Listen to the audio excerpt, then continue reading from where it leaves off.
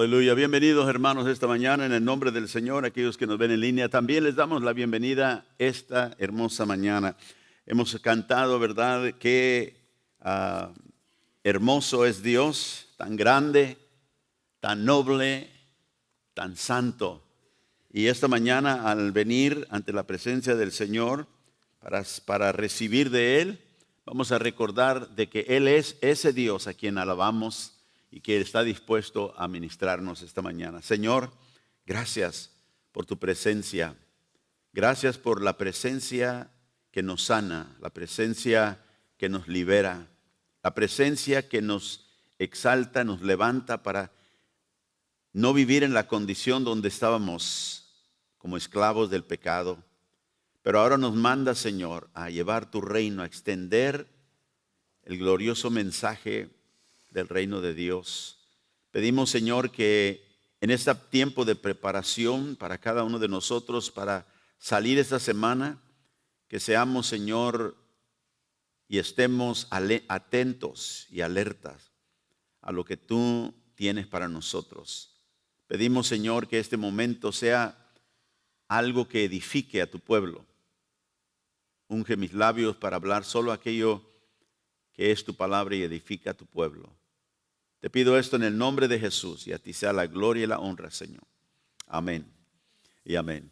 Si trajo su Biblia, abra conmigo al libro de los Salmos y luego en el Nuevo Testamento vamos a ir a segunda de Timoteo. Salmo capítulo 1, segunda de Timoteo capítulo 3. Hemos estado hablando acerca de la tarea que tenemos de parte del Señor de extender el reino. Hablamos la semana pasada acerca de que somos los súbditos de este reino celestial y dijimos que los súbditos del reino deben vivir una cosmovisión bíblica. Y vimos que el salmista en el Salmo 1, y vamos a leer el versículo 1,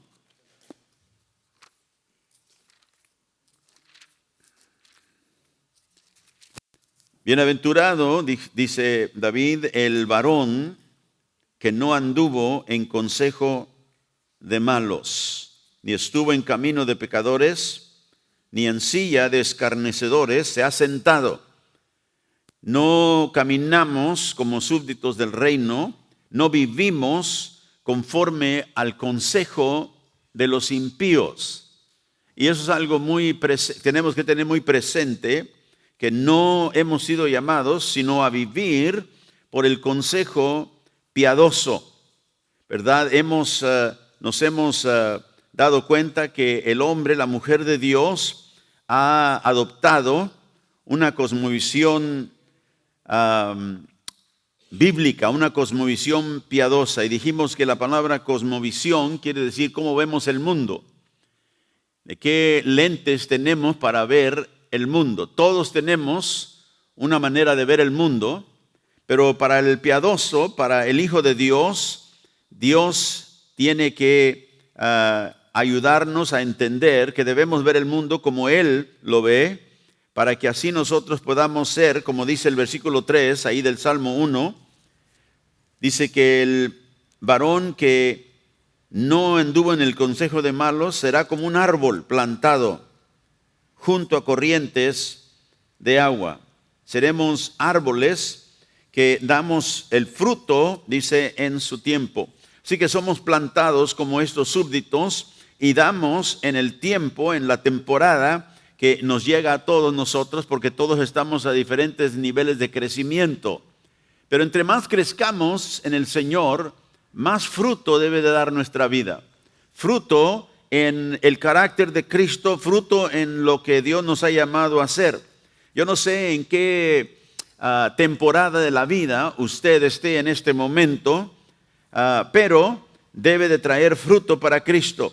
¿Y qué fruto debo de dar yo en la temporada donde estoy? Quizás soy un niño en las cosas de Dios. Bueno, tengo que traer fruto de adolescente, tengo que crecer. Quizás soy ya una persona más madura o debo ser por el tiempo. ¿Qué clase de fruto debo de traer en mi vida? Dice en el versículo 3, da su fruto en su tiempo y su hoja no cae. y todo lo que hace prosperará. ¿Quién? El varón que no anda en consejo de malos, sino que se deleita en la ley de Jehová. Da fruto a su tiempo, su hoja no cae. O sea que es fructífero, es como un árbol frondoso, trae crecimiento, ¿verdad?, en el fruto. Y realmente esta es la verdadera prosperidad. Noten lo que dice, y todo lo que hace prosperará. No una prosperidad simplemente externa que hasta las personas que no conocen a Dios la tienen, sino una prosperidad que inicia adentro, ¿verdad? Una prosperidad verdadera donde lo que hace agrada a Dios. Así que si no somos aquellos que andamos en el consejo de los impíos, ¿a quién entonces nosotros acudimos para el consejo que necesitamos en nuestra vida? ¿De dónde viene el consejo que nosotros recibimos? Y esta mañana quiero hablar acerca de este empoderamiento que todos nosotros debemos de tener en el reino de Dios. Y primeramente quiero darle 3 puntos. El empoderamiento del reino es para todos los súbditos del reino. Para todos los que somos parte del reino de Dios, el empoderamiento que el reino de Dios provee es para ti, es para mí. Segundo, el empoderamiento del reino es indispensable para vivir la vida agradable a Dios. Quiero repetirlo. El empoderamiento del reino de Dios es indispensable, es necesario para vivir una vida que agrada a Dios. Así que Dios nos trajo a su reino por medio del evangelio, pero ahora Él quiere que demos fruto, que crezcamos. Pero ¿cómo vamos a vivir nosotros esa vida que Dios nos hizo disponibles en el reino? Necesitamos el poder de Dios, el poder del reino de Dios. Y número 3, el reino de Dios se extiende por el poder del reino, no por el poder de la carne. El reino de Dios, y hemos estado hablando acerca, ¿verdad?, de extender el reino, es nuestra responsabilidad en Dios. Extender el reino de Dios se toma el poder de Dios. No lo podemos hacer en el poder carnal. En 2 de Timoteo, capítulo 2, verso 21, el apóstol Pablo dice, así que si alguno se limpia de estas cosas, está hablando del pecado, de aquellas cosas que desagradan a Dios, si tú te limpias, dice, de esas cosas, serás un instrumento para honra, santificado, útil al Señor, note, y dispuesto para toda buena obra. Serás un instrumento que santificado, o sea, apartado. ¿Apartado de qué? Apartado del mundo, apartado de las tinieblas donde vivíamos antes. Y entonces seremos, ¿qué? Un instrumento. ¿Para qué? Para honra de Dios, para honrar a Dios. Y note la expresión útil al Señor. O sea que si nosotros no nos limpiamos, no dejamos atrás esas cosas que desagradan a Dios, seremos un instrumento, pero no para honra de Dios. No viviremos una vida santificada y menos útil para el Señor. ¿Cuántos de nosotros queremos ser inútiles para el Señor? Nadie. ¿Cuántos queremos ser útiles para el Señor? ¿Verdad? Que el Señor me use, que el Señor se glorifique a través de mi vida. No importa en qué área, ¿verdad?, yo esté en el momento viviendo. Así que seremos útiles al Señor, instrumentos que le traen honra, santificados, apartados para el Señor y dispuestos, dice, para toda buena obra. Y luego en 2 de Timoteo capítulo 3, verso 16, 2 de Timoteo 3, 16.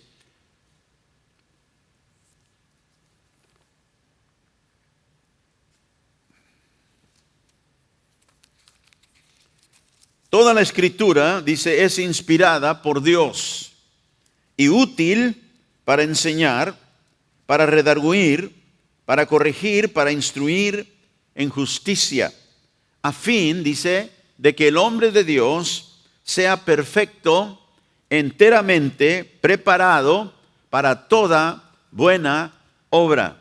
Acuérdense, útil, ¿qué dijo Pablo en 2 de Timoteo 2? útil para el maestro, útil para el Señor, preparado para toda buena obra. Aquí nos dice que otra vez que estemos enteramente preparados para la buena obra. ¿Y cómo nos preparamos? La Escritura es útil. La Escritura para nosotros es útil y nos hace útiles para el Señor. Este es lo que Dios usa para empoderarnos, nos da a nosotros el mapa, si podemos decir así, nos da la cosmovisión piadosa, nos da la habilidad de ver el mundo por los ojos de Dios, cuando la Escritura viene a ser el fundamento de nuestra visión. ¿Cómo hacemos decisiones? ¿Qué consejo recibimos? Bienaventurado el varón que no anduvo en consejo de malos. ¿Por qué? Porque su consejo viene de otra fuente. ¿Cuál es esa fuente? La palabra de Dios. Y así nosotros podemos ser útiles para el Señor. Ahora, la palabra de Dios nos prepara, dijo Pablo, para toda buena obra. ¿Qué obra? La obra que Dios nos ha encargado. La tarea que Dios nos ha encargado de extender su reino a través de la tierra. ¿Cómo? Por medio de la predicación de la palabra de Dios, por medio del compartimiento de la palabra. Ya vimos que esa es la manera que nosotros abrimos el reino, porque el Señor nos dio las llaves del reino de los cielos. Y acuérdense que le dije, nosotros no hacemos la iglesia crecer, Cristo hace eso. Nosotros somos responsables por predicar el evangelio. A quien Dios salva, eso está en sus manos. Nosotros no estamos para convencer a la gente, estamos para predicar, para compartir el mensaje que el Señor nos ha dado. Esa es la buena obra que Él nos ha encargado, de llevar el reino de los cielos a través de todo el mundo, donde quiera que Dios nos envíe, donde quiera que nosotros estemos. Y también para vivir la vida del reino en una manera que agrada a Dios. Por esas dos cosas necesitamos la palabra de Dios, el evangelio de Dios. Ahora, ¿qué es realmente lo que nos empodera para vivir esta vida, no en la carne, sino en el espíritu? Y déjeme decirle esta mañana que la vida del reino, estamos hablando de ser empoderados para vivir la vida del reino. La vida del reino no es un cambio de conducta. No es donde yo digo, bueno, voy a cambiar la manera de mi conducta. Aunque cuando uno viene a Cristo, su conducta empieza a cambiar. Pero no es una decisión que yo hago y digo, bueno, voy a cambiar, ya no me gusta como soy, voy a cambiar la manera de ser. Hay mucha gente en el mundo que toma esa decisión. ¿Verdad? No me gusta esto, voy a cambiar esto en mi vida. Y quizás lo cambian por un momento, un tiempo, y luego regresan otra vez a lo mismo. ¿Por qué? Porque el pecado los vence. La vida del reino no es un cambio de conducta. No es una moralidad humana mejorada. ¿Sabes qué? Tengo que ser más moral en esta área. Qué bueno. Pero la vida empoderada del reino no es eso. La vida actual, empoderada del reino, por el reino, es la vida transformada por la obra del Espíritu Santo en lo más profundo, en el mero centro de nuestro ser. Tú puedes cambiar tu conducta, pero no puedes cambiar tu corazón. Solo Dios puede hacer eso. Y eso es muy importante reconocer. Por eso digo, la vida empoderada del reino, vivir esa vida no es yo decido cambiar mi conducta. O yo decido mejorar mi moralidad, sino que tengo que reconocer que el empoderamiento del reino, como dije, que es indispensable para vivir esta vida, es y viene por el poder divino, no por la carne. No nos cambiamos nosotros a nosotros mismos, no nos transformamos nosotros a nosotros mismos. Y por eso esta mañana quiero hablar de la necesidad que tenemos del Espíritu Santo y la palabra de Dios en nuestra vida. Vamos a 2 de Corintios capítulo 3. Ahora, la transformación del Espíritu Santo que tiene que venir al mero centro, a lo más profundo de nuestro ser. Vamos a ver lo que dice la Biblia. Dije que no es nuestro cambio de conducta, aunque cuando somos transformados por Dios, nuestra conducta va a cambiar. Pero no inicia con nosotros. Inicia con la obra del poder del Espíritu Santo. Mire, 2 de Corintios, capítulo 3, verso 18. Pablo dice, por tanto, nosotros todos, mirando a cara descubierta como en un espejo, ¿qué miramos? La gloria del Señor. Somos transformados de gloria en gloria en la misma imagen como por el Espíritu del Señor. Ahora, algo muy interesante aquí. Pablo dice, nosotros estamos viendo en un espejo. ¿Cuál espejo habla? Él está hablando de la gloria del Señor. ¿Y dónde vemos nosotros la gloria del Señor? ¿Dónde nos habla el Señor de ello? Nos habla en su palabra. Él se manifiesta y se revela a través de la palabra. Y cuando tú y yo vemos la palabra de Dios, meditamos en ella, ¿verdad? La estudiamos, la leemos. Viene a traernos a nosotros una imagen de quién es Dios. Por eso tú y yo nunca debemos de opinar cómo pensamos que es Dios por nuestro propio entendimiento, porque puedes equivocarte. Necesitas ir a la palabra. ¿Qué dice la palabra de Dios que Dios es? ¿Qué dice la palabra de Dios que Dios hace? ¿Cómo piensa Dios? ¿Cómo es el Señor? Esta mañana cantamos este canto, ¿verdad? Que el Señor es grande, es santo, ¿verdad? Hablamos de su santidad. Y cuando nosotros hablamos de Dios y lo compartimos, tenemos que reconocer quién es. Él es un Dios santo. Entonces Pablo dice, nosotros viendo en un espejo la gloria del Señor, note, somos transformados de gloria en gloria. ¿Cómo viene ese cambio? ¿Cómo viene esa transformación? Viene a través del Espíritu de Dios. Note, como por el Espíritu del Señor. Y es donde nosotros tenemos que tener mucho cuidado.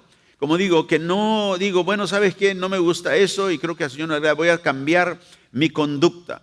No, voy a confiar en Él, que por medio del poder del Espíritu Dios me va a transformar. Y note la frase, somos transformados.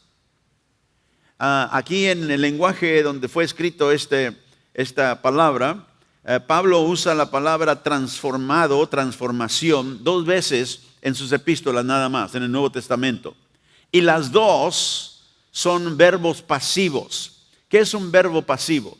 Bueno, el verbo es el que explica en la oración, ¿verdad?, la acción.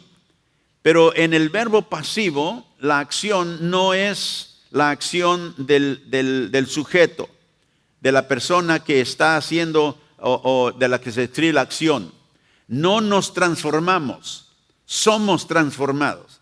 O sea que alguien o algo está actuando sobre mi persona y me está transformando.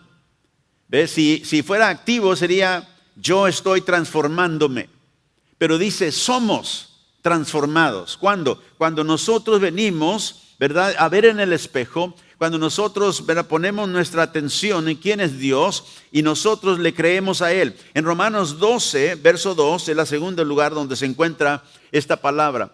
Pablo dice, no os conforméis a este siglo, sino transformaos por medio de la renovación de vuestro entendimiento, para que comprobemos cuál sea, dice, la buena voluntad de Dios, agradable y perfecta. Y otra vez usa aquí en el tiempo pasivo, ¿verdad?, el verbo pasivo, sino transformaos, ¿verdad? Permítanse realmente, quiere decir ser transformados, porque nosotros somos transformados mediante la renovación de vuestro entendimiento. ¿Y quién es el que trae entendimiento a nuestra mente y nuestro corazón? Dios. Nosotros podemos leer la Biblia y no tener ninguna idea de lo que es las cosas espirituales. Porque el mundo puede leer la Biblia, pero no ser transformada por ella. Solamente el creyente, el que está en el reino, el que tiene el Espíritu de Dios, puede leer la palabra, meditar en ella, y el Espíritu Santo entonces empieza esa obra de transformación. Nosotros no somos los agentes del proceso de transformación, somos los objetos de la transformación.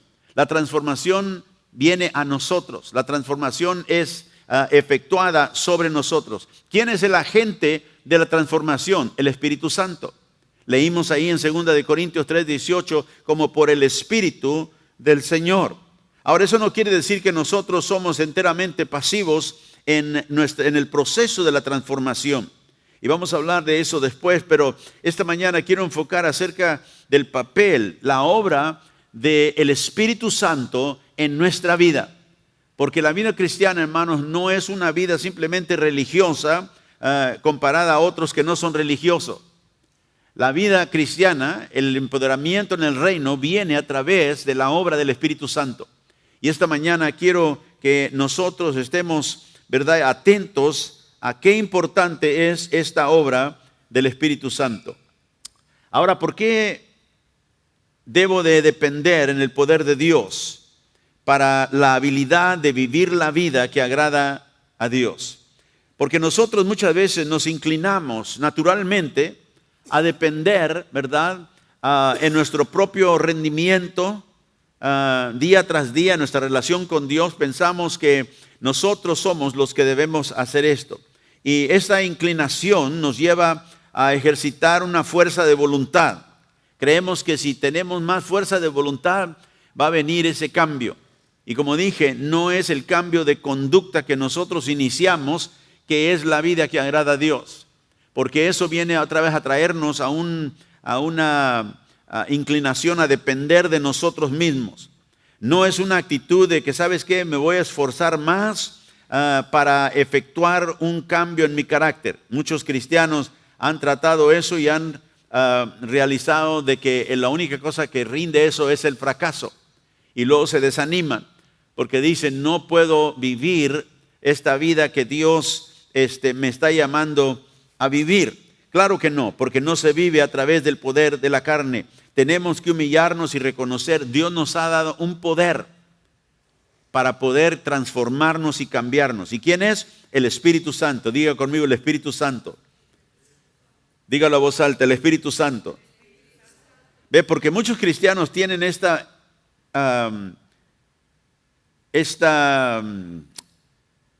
manera de ver la vida cristiana.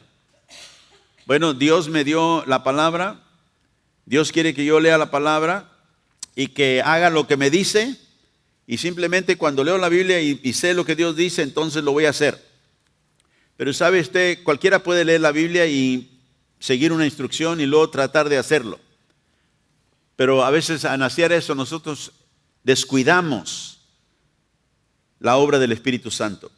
Y quiero llevarlo esta mañana a ver qué es lo que la Biblia nos dice de esto para que usted y yo lo entendamos muy claramente. Primera de Corintios capítulo 6, versos 19 y 20. Pablo dice, ¿o ignoráis que vuestro cuerpo es el templo del Espíritu Santo? ¿Dónde mora el Espíritu? En nosotros, ¿verdad? En nuestro cuerpo. ¿Ve? Y tenemos el Espíritu, el alma dentro, ahí el Espíritu Santo mora. Somos el templo donde el Espíritu Santo mora, el cual está, dice, en vosotros, el cual tenéis de Dios y no sois de vosotros mismos. Luego, versículo 20, porque habéis sido comprados por precio.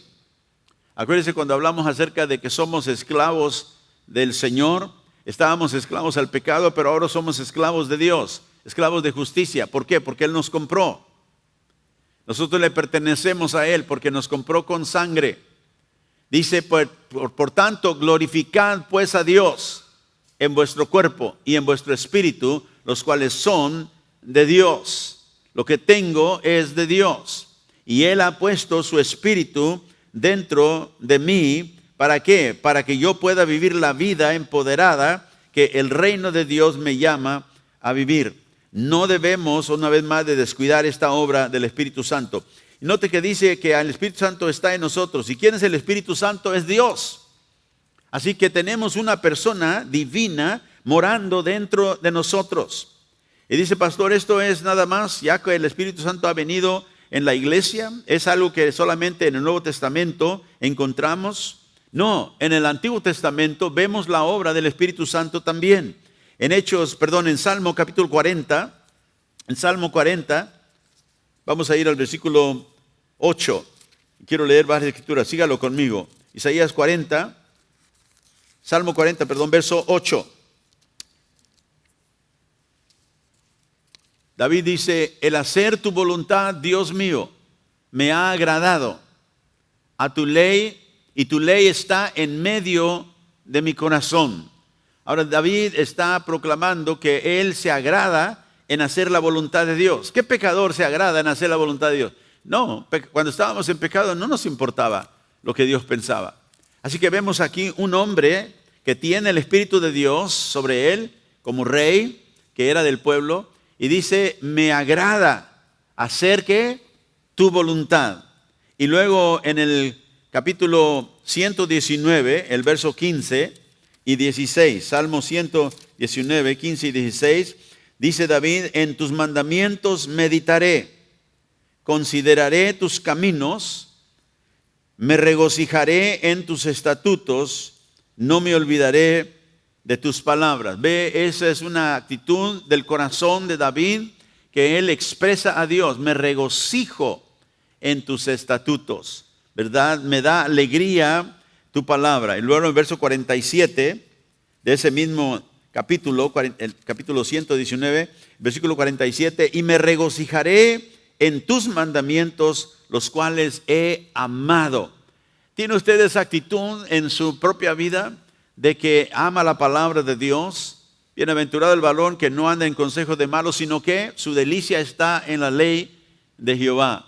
Y aquí vemos que la delicia de David era regocijarse en la palabra de Dios, en los mandamientos de Dios. Ahora, en Cristo Dios ha provisto todo lo que tú y yo necesitamos para la obra del reino y también para vivir en el reino de Dios en una manera que agrada a Dios.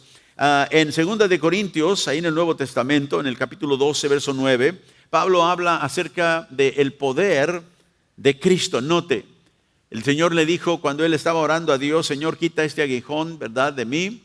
Bástate mi gracia, le dijo el Señor, porque mi poder se perfecciona en la debilidad. Por tanto, Pablo dice, de buena gana me gloriaré más bien de mis debilidades para que repose sobre mí, ¿qué? El poder de Cristo. Dígalo conmigo, el poder de Cristo. Pablo usa esa expresión, el poder de Cristo. Y luego en Romanos 15, verso 13, usa casi la misma expresión, pero aquí, en Romanos 15, 13, habla del poder del Espíritu Santo. El poder de Cristo, el poder del Espíritu Santo. Dice, el Dios de esperanza llene de todo gozo y paz en el creer, para que abundéis en esperanza por el poder del Espíritu Santo. Dice, me gloriaré para que el Espíritu de Cristo, ¿verdad?, el poder de Cristo esté sobre mí. Y aquí dice, en esperanza, yo pueda estar lleno de gozo en mi fe por el poder del Espíritu Santo. Y dice, pastor, ¿serán diferentes cosas? No, estas expresiones son intercambiables. Y aunque el Espíritu Santo y Cristo no son la misma persona divina, porque el Padre, el Hijo y el Espíritu Santo son tres personas, un Dios, pero tres personas distintas, divinas, el Espíritu Santo es el que aplica lo que el Padre ha propuesto para nosotros, lo que el Hijo ha obtenido para nosotros, pero es el Espíritu Santo que aplica lo que Cristo ganó para nosotros en nuestro corazón. Él lo hace porque ese es el poder que nos ha dado para que nosotros podamos vivirlo. Entonces, cuando Pablo usa la expresión, el poder de Cristo esté sobre mí, está hablando del poder de Dios. Está hablando del poder del Espíritu Santo, que una vez más es el que aplica aquello que Cristo ganó para nosotros. Mire lo que dice Efesios 3, verso 20. Efesios 3, 20. Y aquel que es poderoso, dijo Pablo, para hacer todas las cosas, mucho más abundantemente de lo que pedimos o entendemos, según el poder que actúa en nosotros. ¿Ve a qué poder se refiere? Hay un poder que actúa en nosotros. Y claro, ese poder es el Espíritu de Dios. En Colosenses 1, verso 29, déjeme darle otra escritura. Pablo dice, para que lo cual también trabajo luchando según la potencia de Él, la que actúa poderosamente en mí. Ve, habla de un poder, de una potencia que actúa poderosamente, dice, en mí. Y luego otra vez en Efesios 1, verso 19, Pablo dice, o está orando por la iglesia, que reconozcamos, dice, cuál es la supereminente grandeza de su poder para con nosotros los que creemos, según la operación del poder de su fuerza. Ese poder que operó, sigue diciendo, en Cristo cuando lo resucitó de los muertos.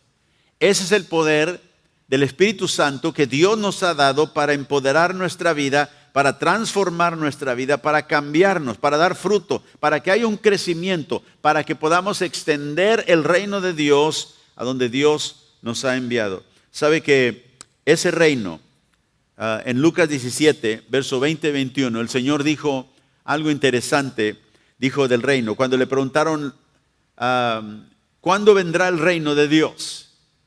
El Señor les dijo, el reino de Dios no vendrá con advertencia. O sea, no es algo que vas a decir, aquí está, ya está, aquí. Sino que el Señor dijo, cuando alguien te diga, helo aquí, helo allá, no vayas detrás de ellos. Porque el reino de Dios, dijo, está entre vosotros. Y claro, Él como rey, como Dios en la carne, estaba dándoles a entender que el reino de Dios es algo totalmente diferente a lo que ellos estaban pensando. Ellos pensaban de un lugar donde hay un rey físico que podemos ver, que podemos palpar. El Señor dijo, el reino de Dios no vendrá con advertencias, no vendrá con cosas visibles que puedan decir, ahí está, sino que el reino de Dios está entre vosotros. Cuando hablamos del reino de Dios, ¿de qué estamos hablando? Según el Nuevo Testamento, el Señor nos dijo buscar primeramente, ¿qué? El reino de Dios. Buscad el reino, o sea, que es algo que nosotros podemos ir en pos de ello. Vivir, buscar el reino de Dios. Dijo, pastor, pero acaba de decir que el reino de Dios no viene con advertencia. ¿Cómo lo vamos a...? ¿Dónde está? No lo podemos necesariamente identificar visiblemente, con observación. Pero, ¿qué es el reino de Dios? En Romanos 14, 17, Pablo nos define, o nos da una definición de lo que es el reino de Dios. Y quizá usted nunca lo ha pensado de esta manera, pero Pablo dijo, el reino de Dios no es comida ni bebida. El reino de Dios no es que algo que uno puede necesariamente observar externamente. El reino de Dios, Jesús dijo, está entre vosotros. Ellos no lo pudieron ver. Aunque Él era el rey y representaba al rey, no captaron. Ellos estaban esperando un reino físico, un reino donde el rey va a venir y nos va a liberar. Pero la liberación que ellos necesitaban no era simplemente una liberación política, que es lo que ellos querían, que quitara a los césares que los estaban oprimiendo como pueblo. Ellos vivían bajo, ¿verdad?, la mano fuerte de Roma. Pero Dios vino a liberarlos de otra esclavitud, la esclavitud del pecado. Y Pablo nos define aquí, note, el reino de Dios es que justicia, paz y gozo en el Espíritu Santo. Ve, esas son cosas que internas, lo que Dios hace en el corazón. Ve, una justicia, una rectitud de corazón, una paz interna. Jesús dijo, yo me doy mi paz, no como el mundo la da, yo os doy. Nadie puede quitarles esa paz. ¿Qué más? Gozo en el Espíritu Santo. Ahora usted puede ver por qué David decía, me regocijo, Señor, en tu palabra. Ve, el reino de Dios está reinando en el corazón de los creyentes que lo reconocen. Por eso Jesús dijo, ¿ustedes quieren saber dónde está el reino de Dios? Está entre vosotros. El reino de Dios no viene con advertencias. Así que márquelo ahí en su Biblia.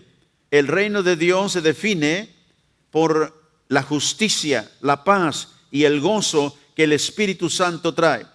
Ahora, ¿cómo empodera nuestra vida saber esto, para vivir una vida que agrada a Dios? Vamos a ver qué nos dice la Biblia rápidamente aquí acerca de la obra del Espíritu Santo. Segunda de Timoteo 3:16. El Espíritu Santo es el autor de la Escritura. el Espíritu Santo dio poder a hombres escogidos por Dios para que escribieran la escritura que ahora nosotros tenemos en nuestra mano, que nos da la indicación de lo que Dios busca, lo que Dios es, lo que Dios nos ha llamado a hacer. Toda la escritura es inspirada por Dios, dijo Pablo, y útil para enseñar, para redarguir, para corregir, para instruir en justicia. ¿Usted quiere enseñar a sus hijos? ¿Usted quiere corregirlos? ¿Quiere instruirlos en qué? En lo que es recto y justo. Los está guiando hacia dónde? Al reino, porque el reino de Dios es justicia. ¿Qué justicia? ¿Lo que el hombre considera justo? No, lo que Dios dice que es justicia. Entonces la escritura nos es dada para que nos corrija, para que nos redarguya, para que traiga convicción a nuestro corazón cuando estamos mal, nos enseñe cómo cambiar eso por medio del Espíritu Santo que la inspiró. Es el autor de la escritura. En 2 de Pedro, capítulo 1, verso 21, Pedro dijo, porque nunca la profecía fue traída por voluntad humana.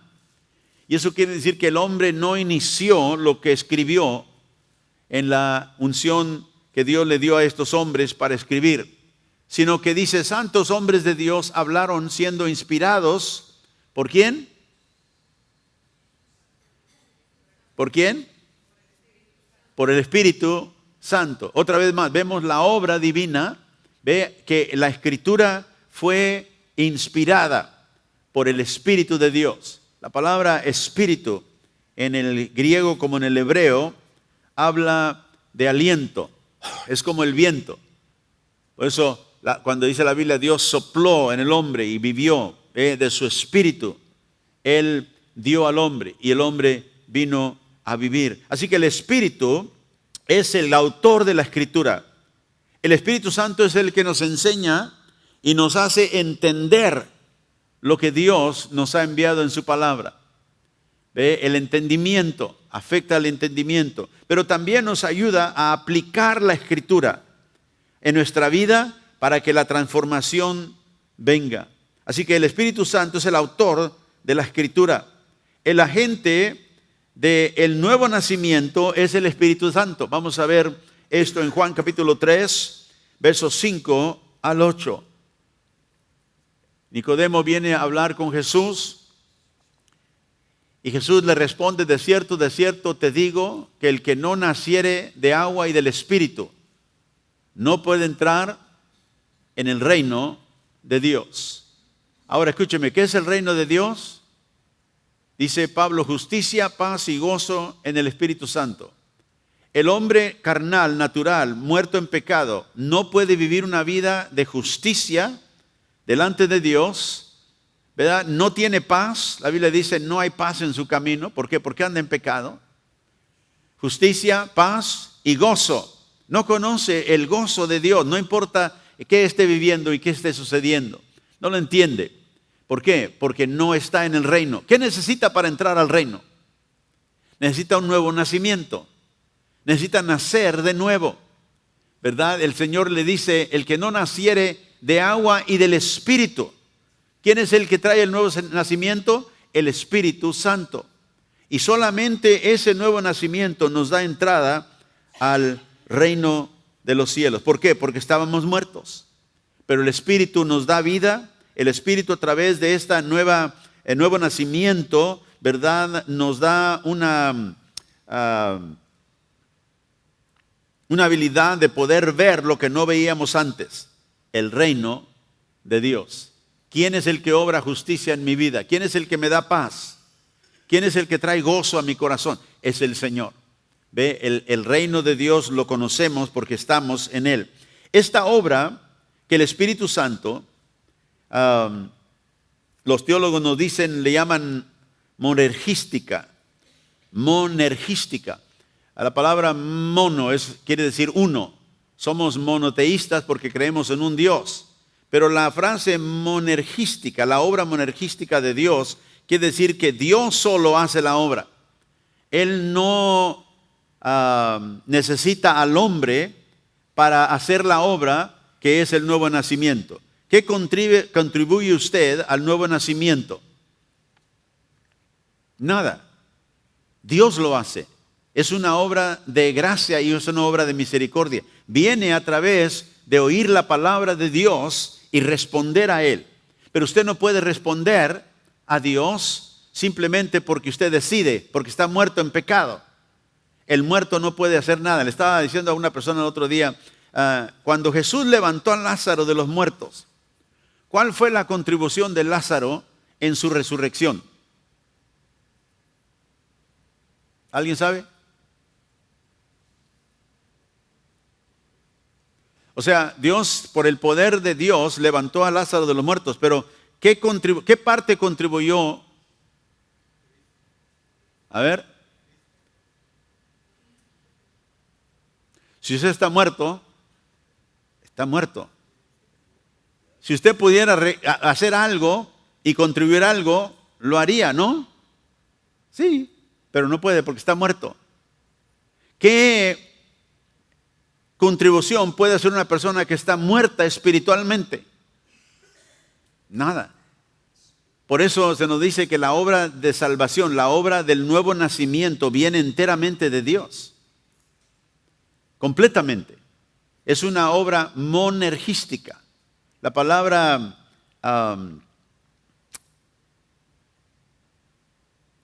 usted la ha oído sinérgica. La palabra sinérgica quiere decir, y en ambas palabras se encuentra la palabra erg, E-R-G. La palabra erg quiere decir obra, o es como se mide también la luz, por ejemplo, porque habla de poder, de obra. ¿Cuánto se toma el poder y se mide en ergs, E-R-G?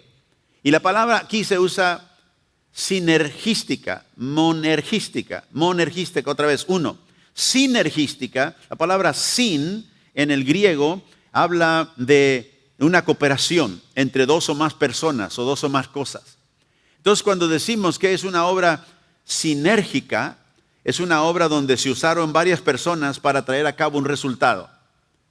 Pero en la obra de Dios, la obra de salvación es monergística. Uno solamente actuó y eso es Dios. Aquí en Juan capítulo 3, de hecho, vaya conmigo a Juan capítulo 3, no está esto ahí en la pantalla, pero en Juan capítulo 3, creo que es donde se encuentra, sí, donde Dios habla con Nicodemo. Y note que le dice el Señor esto. No, perdón, el capítulo 1. Vaya conmigo al capítulo 1 de Juan. El versículo 12 habla de los que le recibieron a Cristo, los que creen en su nombre, les dio potestad de ser hechos hijos de Dios. Verso 13, los cuales no son engendrados ni de sangre, ni de voluntad de carne, ni de voluntad de varón, sino de Dios. Note que la voluntad del varón, la voluntad del hombre, no entra en el ser engendrados. Versículo 13. Son engendrados no de la voluntad de varón. La voluntad del hombre no entra en el nuevo nacimiento. Dios primero tiene que actuar en tu corazón y levantarte a vida para que tú puedas creer. Y por eso dije, cuando Dios levantó a Lázaro de los muertos, hablando en el área física, no podía hacer nada. Lázaro estaba muerto. ¿Y quién fue el que lo resucitó? Cristo. Le habló y le dijo, sal fuera. Y cuando él habló esa palabra de poder, Dios por el Espíritu Santo levantó el cuerpo y regresó el espíritu, el alma de Lázaro a ese cuerpo. Y él vivió. Cuando Dios nos levantó de los muertos, porque estábamos muertos en delitos de pecado, ¿cómo lo hizo? Nos abrió primeramente el entendimiento, los oídos espirituales. ¿Por qué? Porque nos dio vida con Cristo. Por eso la obra de salvación viene enteramente de Dios. Tú no hiciste nada para hacer nacer de nuevo. Dije, pastor, pero yo creí. Sí, creíste después que Dios te levantó. ¿Ve? Lázaro pudo hablar después que fue levantado de los muertos, pero antes no pudo. No pudo hacer ninguna determinación antes de ello. Y este poder es el poder del Espíritu Santo, es el poder que nos lava en una regeneración, en un nuevo nacimiento. En Tito capítulo 3, verso 5, Pablo otra vez más lo describe. Tito 3, verso 5, no Juan, Tito, gracias. Dice, nos salvó no por obras de justicia que nosotros hubiéramos hecho, sino por su misericordia. ¿Cómo nos salvó? No por obras, no por nada que nosotros hubiéramos hecho, sino por su misericordia, ahí está, ¿verdad? Por el lavamiento de la regeneración. ¿Ve? Nos lavó el que no nace de agua, Jesús dijo, y del Espíritu. Nos lavó, dice, en el lavamiento de la regeneración. ¿Qué quiere decir la palabra regeneración? Regenerar algo que, ¿verdad?, que está muerto. Le dio, ¿verdad?, generación, le dio algo que inició. Quiere decir, nos dio nuevo nacimiento por la renovación del Espíritu Santo. Ahí está la obra, otra vez más, del Espíritu Santo en el nuevo nacimiento. Y luego aquí, en Primera de Pedro, capítulo 1, verso 23, y quiero que vea, Juan habla de ello, Jesús habla de ello, Pablo habla de ello, y acá Pedro, el apóstol, también nos dice acerca de ello. Siendo renacidos, no de simiente corruptible, sino de simiente ¿qué? Incorruptible, por la palabra de Dios que vive y permanece para siempre. Y aquí ahora introduce él no solamente el Espíritu de Dios que nos regenera, sino también la palabra de Dios. Dice que somos renacidos por ella, que vive y permanece para siempre. Así que nacemos por la palabra de Dios. Pero ¿quién inspiró la palabra de Dios? El Espíritu Santo, ¿verdad? Cuando usted oyó el Evangelio, Dios le abrió el entendimiento, Dios abrió sus ojos y sus oídos espirituales y usted pudo creer. Es ahí donde viene ahora la postura o la posición de la responsabilidad del hombre. ¿Qué voy a hacer cuando Dios me da vida, cuando Dios me da un corazón nuevo? Voy a creer. Dios me da ese deseo de creer. Y nosotros reconocemos aquí que la palabra de Dios, que es el autor, el Espíritu Santo, viene y tiene también un lugar. Pero es el Espíritu que empodera la obra, ¿verdad? Porque si no, la Biblia simplemente sería un libro como cualquier otro. ¿Sabe que usted que hay gente no cristiana que lee la Biblia, pero no lo empodera para vivir una vida que agrada a Dios? ¿Por qué? Porque vienen y a leer un libro, están muertos en espíritu, leen el libro, pero no lo pueden entender, no lo pueden captar. Lo leen para ver qué contradicciones pueden, según ellos, encontrar. Pero nosotros que estamos en el reino, tenemos el Espíritu de Dios que nos dio la palabra, tenemos el Espíritu Santo que es el agente del nuevo nacimiento para que nosotros podamos hacer lo que agrada a Dios. Número 3, el Espíritu Santo es el testigo de nuestra adopción como hijos de Dios. Efesios capítulo 1, verso 4 y verso 5. Pablo dice, según nos escogió en Él antes de la fundación del mundo. ¿Y cuánto le dan gracias a Dios por ella? Gracias a Dios que Él me escogió. Yo no lo escogí a Él, yo no lo encontré a Él, Él me encontró a mí. Él vino buscándome a mí, Él vino buscándote a ti si estás en Cristo. Y nos escogió para que fuésemos, ¿qué? Santos y sin mancha delante de Él, dice Pablo. Versículo 5, en amor habiéndonos predestinado, note, para ser adoptados hijos suyos por medio de Jesucristo. En amor nos predestinó porque nos amó. Dice, según el puro afecto de su voluntad. Y esa expresión es muy importante. ¿Por qué me escogió Dios a mí? ¿Por qué te escogió Dios a ti si has creído en Cristo? Dices, porque Él quiso hacerlo. El puro afecto de su voluntad. No vio nada más especial en ti que en otros. Simplemente que a Él le ha placido salvarte. Por eso Pablo siempre dice, por la misericordia de Dios nos salvó y nos dio una regeneración, un nuevo nacimiento. Así que Él es el testigo de nuestra adopción. ¿Qué quiere decir esto? Que nosotros ahora como creyentes estamos empoderados para agradar a Dios, sí, para vivir una vida para Él. Pero también, escúcheme, para reconocer de que ahora yo le pertenezco a Dios. Él es mi Padre. Dios es mi Padre. Me adoptó para ser su hijo, para ser su hija. Sabe que la Biblia habla de la justificación, pero la justificación nos habla de una relación jurídica. Él nos ha, delante de la corte de justicia, nos ha justificado. Pero cuando la Biblia habla de adopción, habla de una relación de familia. Dios es mi Padre. No solamente me justificó como juez, pero ahora Él es mi Padre. Él me ama. Él me ha adoptado como su hijo. ¿Y cuánto me ama el Señor? ¿Cuánto te ama a ti si eres de Cristo? La oración de Jesús en Juan capítulo 17. Mire, verso 23. En Juan 17, verso 17. Juan capítulo 17, perdón, verso 23.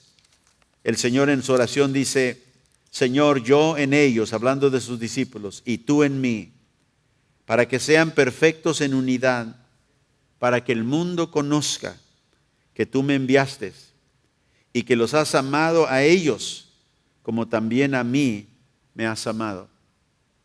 Note lo que Jesús dice: Señor, que tú les muestres a ellos que les amas como me amas a mí. Yo no sé de tú, pero yo digo, Dios no me puede amar a mí como ama a su Hijo Jesús, porque yo he vivido una vida pasada de pecado. Jesús nunca pecó. Y quizá en nuestra mente tratamos de decir, sí, yo sé que Dios me ama, pero ¿me ama como ama Jesús? Es lo que Jesús dijo. Señor, enséñales, muéstrales que les amas como me amas a mí. Y yo considero eso algo tan especial. Yo digo, Señor, la única manera que yo puedo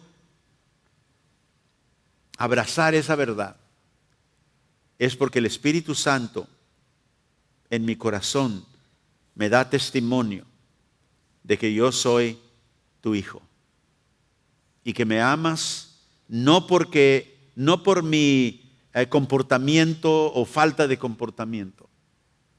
Me amas simplemente porque tú decidiste adoptarme como tu hijo, como tu hija, para que yo te perteneciera a ti. Y por eso los profetas en el Antiguo Testamento, Dios dice a través de ellos, cuando Él salva a su pueblo, dijo: yo estaré en medio de ellos, ellos serán mis hijos y yo seré su padre. Y Señor, yo te doy gracias esta mañana. Te agradezco por salvarme. Yo te pido que por el Espíritu Santo esta mañana tu pueblo pueda captar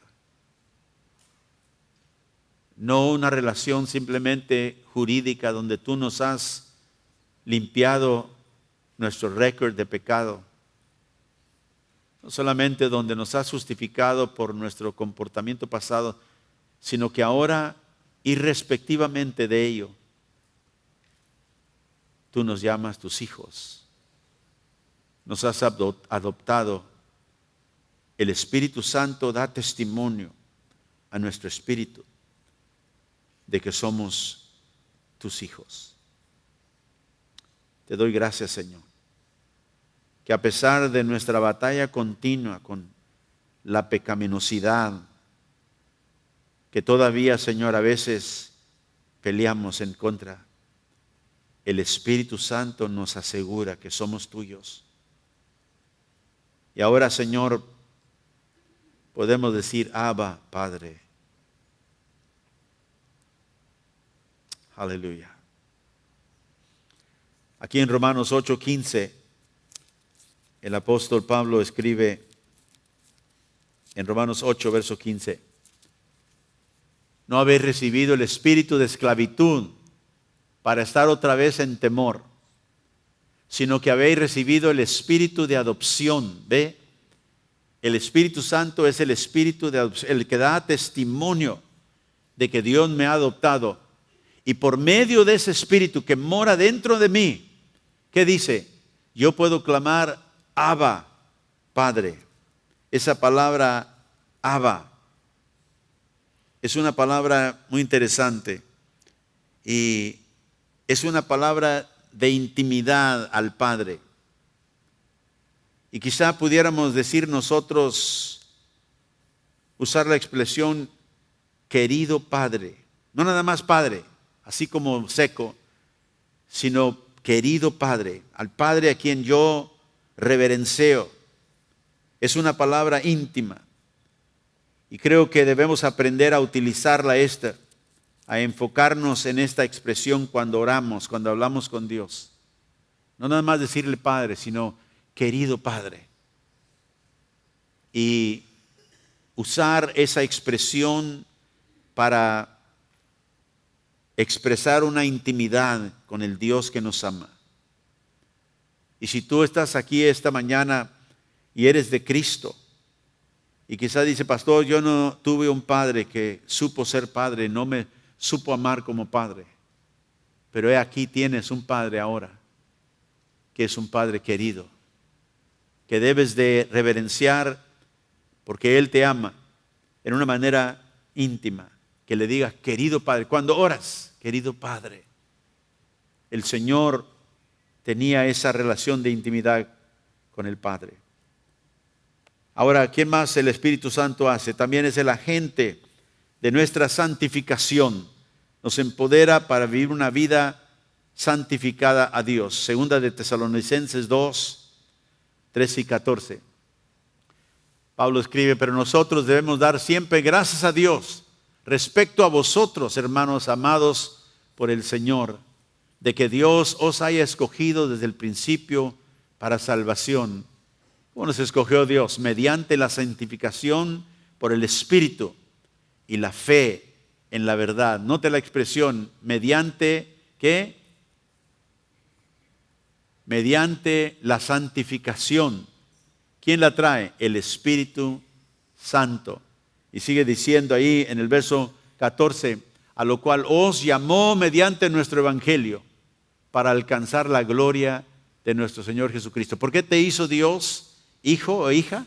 Para que tú alcanzaras algo. ¿Cuál es eso? La gloria de nuestro Señor Jesucristo. ¿Quién de nosotros merecemos la gloria del Señor? Ninguno de nosotros. Por eso Pablo dijo, nosotros vemos en el espejo la gloria del Señor y somos transformados de gloria en gloria.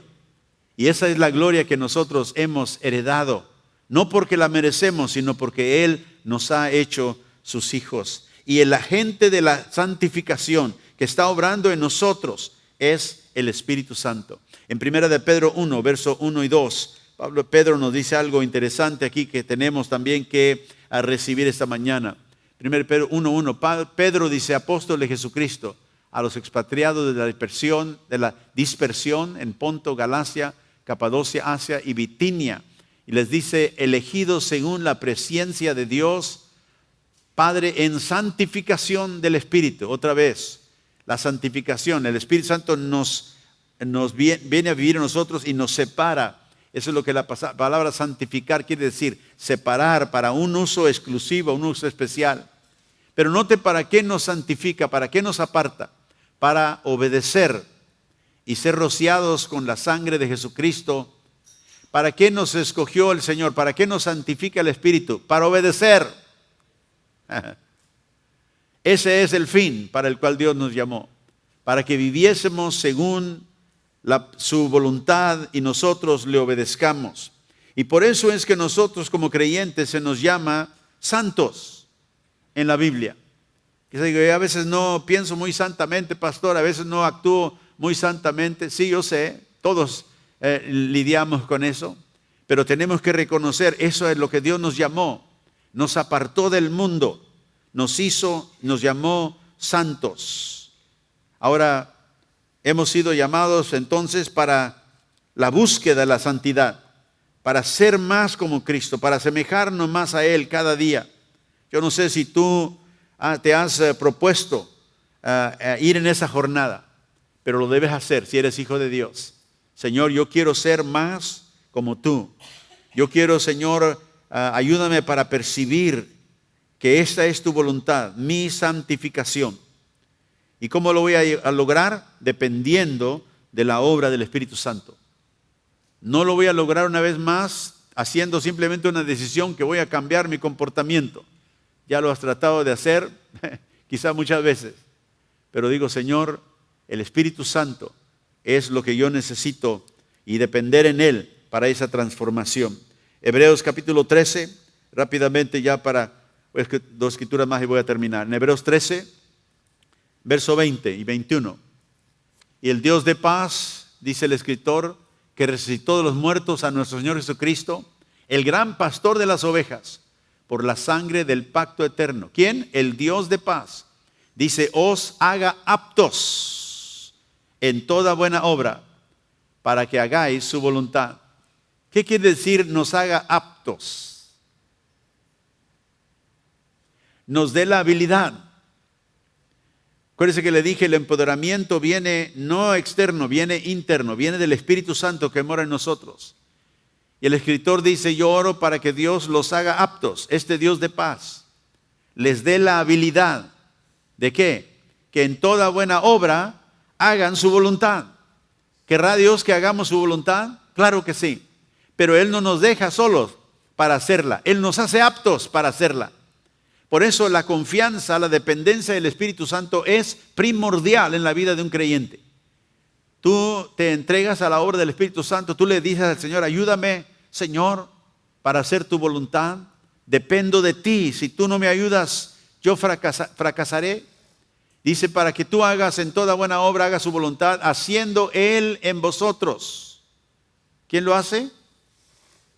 Él en nosotros. Él hace en nosotros ¿qué? Lo que es agradable delante de Él. Dios me dice en su palabra lo que le agrada. Pero no dice ahora ve y hazlo. No, me dice ven a mí, confía en mí. Pon tu fe en mí, pon tu fe en el Espíritu Santo, en el poder que yo he puesto delante de ti. La palabra de Dios te dice lo que debe hacer, pero ahora confía, Señor, esto es lo que tú quieres que yo haga. Ahora, Señor, empodérame, ayúdame para obedecer, porque hemos sido santificados para obedecer. Pero noten lo que dice aquí. Él nos hace aptos para hacer Él en nosotros lo que es agradable delante de Él. Dios nos dice en su palabra, esto es lo que me agrada. Y luego nos dice, depende en mí, yo voy a hacer en ti lo que me agrada a mí. Qué hermoso que Dios no nos deja a nuestras propias maquinaciones, a nuestra propia voluntad, a nuestra propia habilidad, porque sabe que no la tenemos. Por eso necesitamos la dependencia en el Espíritu Santo. Y dice que Él en nosotros hace lo que es agradable delante de Él. ¿Por quién? Por medio de Jesucristo. La cual dice sea la gloria por los siglos de los siglos. Ve, la gloria es de Dios, porque Él obra en mí el querer y el hacer de su buena voluntad, dijo Pablo a los filipenses. Y luego aquí en el Salmo 119, Dios obra en mí lo que agrada, lo que le agrada a Él. Así que cuando nosotros le pedimos a Dios que nos cambie de una manera u otra, ¿cuántos de ustedes han pedido al Señor que te cambie en alguna área? A ver, Señor, ayúdame. Cuando nosotros le pedimos al Señor que nos cambie de alguna manera, ¿sabe lo que le estamos pidiendo? Que Él haga su obra monergística, la obra que Él solo puede hacer. Señor, yo no puedo hacer esto si tú no me ayudas. Miren lo que dijo David en el Salmo 119, verso 36. Y le está pidiendo David aquí algo a Dios. Salmo 119, verso 36. Inclina mi corazón a tus testimonios. Quizá diga, pastor, es que yo no leo mucho la Biblia porque es que a veces, ¿verdad? Leo la Biblia y me duermo y a veces no le entiendo y a veces no sé. Todo tipo de excusas que tenemos. Y David dice, Señor, mi corazón no se inclina naturalmente a tus testimonios, pero inclina mi corazón. ¿Ve lo que le está pidiendo a Dios? Porque si Él se inclinara no tendría que pedirle a Dios, sino dice, reconozco que a veces no tengo ese deseo de inclinar para meditar, para leer tu palabra. Señor, ayúdame. Inclina mi corazón a tus testimonios. No a la avaricia, dice. Y luego en el verso 37 dice, aparta mis ojos que no vean la vanidad. Mis ojos siempre, Señor, están viendo cosas que quizá ni debo de considerar ni ver. Todo aquello que es vano, como que mis ojos, ¿verdad?, se van a ello. Quita mis ojos de aquello que es vano. Ve, está pidiendo la ayuda para hacer algo que Él no puede hacer por sí mismo. Esa es la obra que Dios hace a través del Espíritu Santo. Y luego dijo, avívame en tu camino. Aviva en tu camino. Señor, a veces veo a otros que están bien envueltos en la tarea, en la obra de Dios y a mí como que me falta algo. No sé qué es. Avívame, Señor. Ayúdame. Reconozco que me falta esto a mí todavía. Y quizá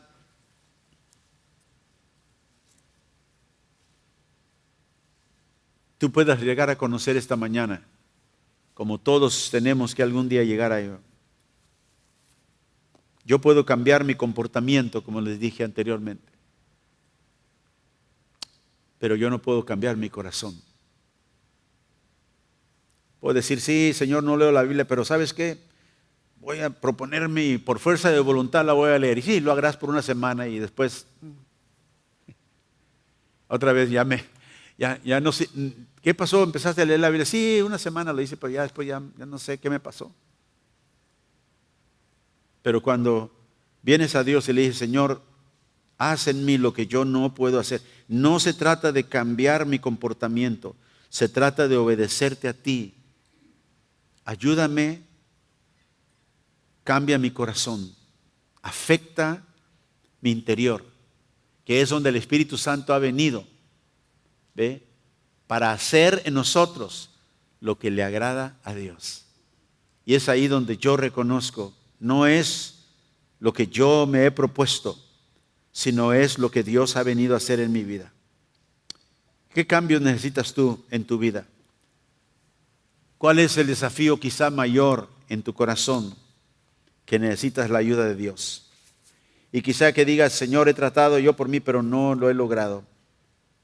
Pero yo te voy a desafiar esta mañana a que pongas tu esperanza en Dios. Dile, Señor, pero con el Espíritu Santo, mi esperanza está en ti y yo voy a hacer lo que tú quieres que yo sea. Y los quiero dejar con este versículo en Lamentaciones 3, verso 19 al 21. Jeremías escribe, dice, acuérdate de mi aflicción y de mi abatimiento, del ajenjo y de la hiel.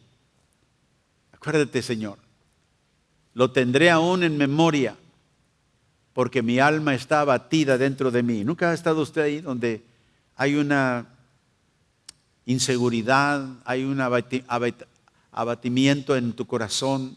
Te sientes abatido, cargado. Y Jeremías expresa esto. Y lo dice en el verso 21. Esto recapacitaré en mi corazón. Por lo tanto, esperaré. ¿Qué recapacita en su corazón? No el abatimiento, no aquello que está pasando, que acaba de decir, sino que dice, esto recapacito en mi corazón. Y por esto tengo esperanza. No porque meditó en todo lo malo que le estaba pasando, sino dijo, ¿qué? Que las misericordias de Dios son nuevas cada día. Gran, le dice en el versículo 22, es tu fidelidad. ¿En qué puso su esperanza? ¿En qué recapacitó su corazón? En que Dios era fiel. En que aunque yo he sido abatido, recuérdate, Señor, de todo lo que he pasado. Cuando pienso de esto, recapacitar es pensar. Cuando pienso en mi corazón y mi mente, dice, tengo esperanza. ¿Qué es lo que veo? Que tu misericordia es nueva cada día. Que aunque ha empezado un día nuevo, Señor, y he estado abatido, ahora tengo la la posibilidad de que tú me ayudes en esta área donde yo no he podido hacerlo por mí mismo. Confía en la fidelidad de tu Señor. Padre, te damos gracias esta mañana. Yo te agradezco, Señor, por la obra de tu Espíritu dentro de mi corazón. Y como hemos visto, Señor, aquí en tu palabra, que muchas veces, Señor, no tenemos aquello que es necesario para glorificarte. Y por eso tú has enviado tu Espíritu dentro de tus hijos y tus hijas, para que nosotros no confiemos en nosotros mismos, sino que dependamos en ese personaje divino que mora dentro de nosotros. El poder del Espíritu Santo, ese poder que nos has dado, Señor, para transformarnos, para santificarnos, que nos ha dado un nuevo nacimiento, que nos da testimonio de que somos tus hijos, de que ha sido el autor de esta palabra gloriosa a la cual tú nos has llamado a meditar. Yo te pido por mis hermanos, Señor, esta mañana, por cada uno de aquellos que están aquí esta mañana, y que te necesitamos, Señor, a cada momento. Reconocemos que lo que tú nos has exigido y exiges de nosotros, no está en nosotros alcanzar sin el poder del Espíritu Santo. Gracias por darnos vida. Y querido Padre, te damos gracias por ser nuestro Padre. Y ahora, Señor, llévanos de este lugar gozándonos porque sabemos que tú vas con nosotros. No te quedas en este lugar, sino nos acompañas donde quiera que vamos. Y ayúdanos, Señor, para vivir esta vida empoderada por el Espíritu. Pero no solamente para nosotros, sino para extender tu reino donde quiera que vayamos. Y te pedimos esto en el nombre glorioso de Jesús, que lo ha hecho todo posible para cada uno de nosotros. Llévanos en paz de este lugar, en el nombre de Jesús. Y el pueblo de Dios dice, amén. Dios les bendiga.